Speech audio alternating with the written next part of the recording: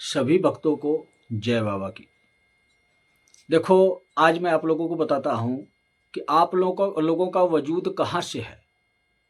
मतलब कि तुम्हारा वजूद कहाँ से है। तुम्हारा का मतलब पूरी दुनिया का वजूद, पूरी दुनिया में रहने वाले इंसान का वजूद कहाँ से है।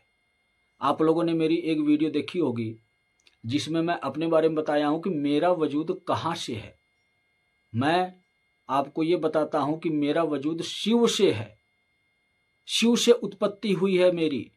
लेकिन आप लोगों का वजूद कहाँ से है, आप लोगों को पता नहीं है। आप लोगों का वजूद इस वक्त कली राक्षस से है। अघोरियों का राजा कली राक्षस है, शिव नहीं है। इस कलयुग में जितने भी अघोर पंथ में रहने वाले इंसान हैं, प्राणी हैं, सबका वजूद कली राक्षस से है। वह इस भ्रम के माया जाल में जीते हैं। वह यह समझते हैं कि हम तो शिव भक्त हैं। क्यों? जो भी साधु संत सन्यासी महात्मा किसी मठ से या किसी भी संस्था से जुड़ता है, किसी इंसान की शरण में रहता है, तो वह साधु संत महात्मा कभी भी शिव का श्रेष्ठ भक्त नहीं बन सकता।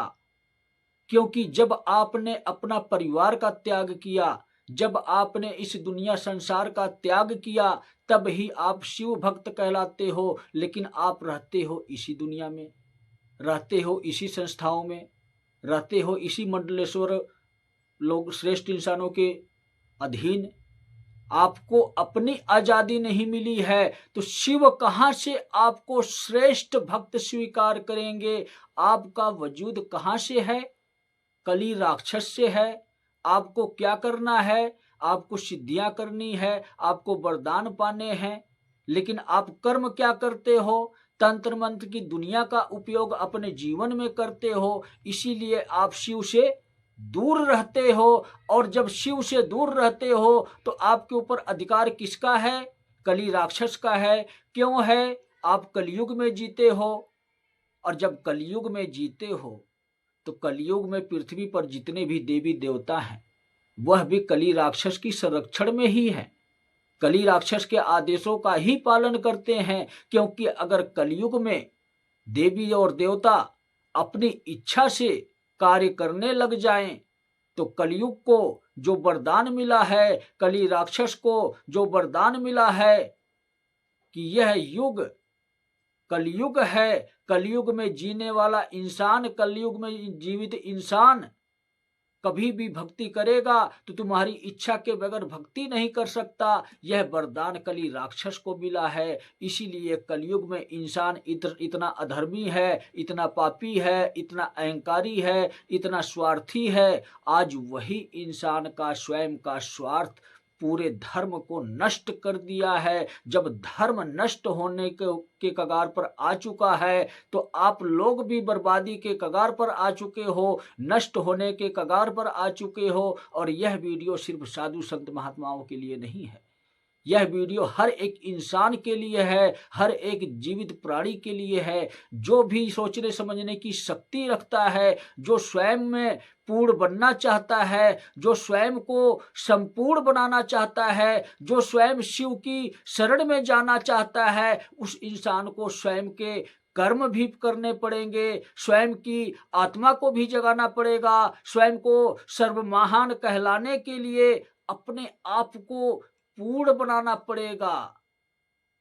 तब आप शिव भक्त कहलाओगे, तब आप शिव की शरण में रहोगे, तब आपका वजूद शिव से होगा। अभी आपका वजूद कली राक्षस से है।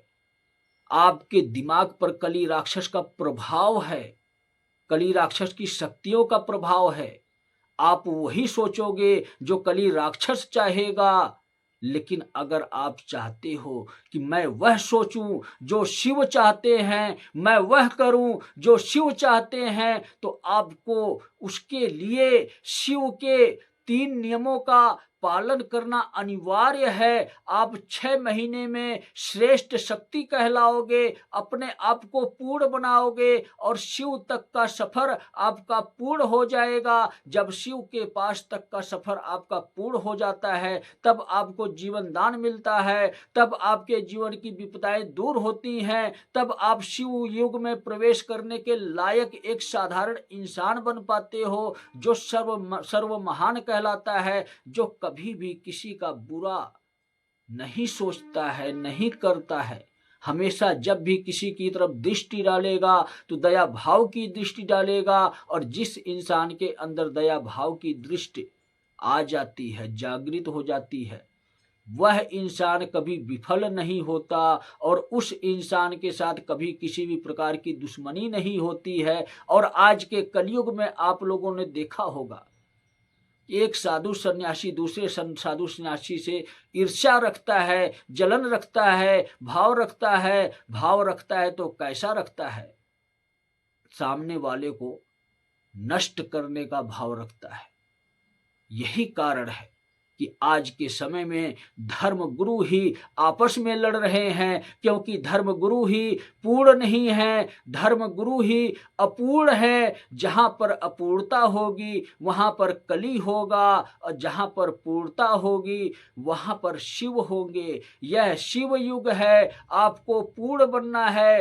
पूर्ण बनने के लिए शिव युग के 3 नियमों का पालन करना है। आपको यह नहीं सोचना है कि मैं साधारण इंसान हूं, मैं एक शिव भक्त हूं, मैं एक मंडलेश्वर हूं, मैं एक नेता मंत्री हूं, मैं एक कथावाचक हूं, मैं एक तांत्रिक हूं, मैं एक अघोरी हूं, मैं भ्रम के माया जाल में जीने वाला इंसान हूं।